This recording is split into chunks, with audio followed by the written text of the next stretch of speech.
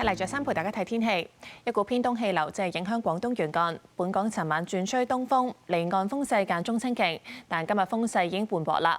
朝早各區嘅最低氣温介乎20至22度，下晝回升去到22至29度。東部地區受東風影響，氣温較西部低4至6度。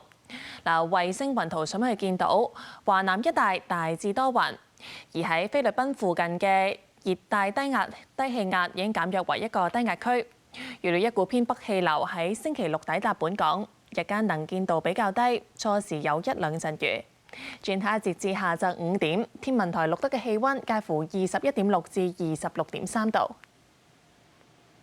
7點鐘氣温係24度，相對濕度73%。咁天氣先生，即由天氣點呢？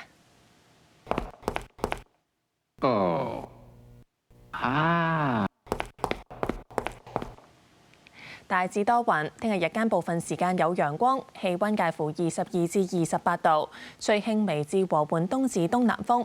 星期六初時有1兩陣驟雨，稍後至星期日漸轉天晴，日間相當温暖。而下星期初部分時間有陽光，亦都有幾陣嘅驟雨。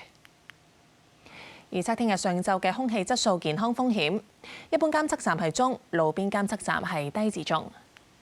而預測聽日嘅最高紫外線指數係6，強度屬於高。睇埋其他城市天氣。廣州雷暴，澳門有霧，深圳驟雨，廈門多雲，台北多雲。上海、杭州落雨，南京多雲。武漢落雨。天津、北京多雲。瀋陽多雲，首爾多雲，大阪多雲，東京天晴，曼谷雷暴，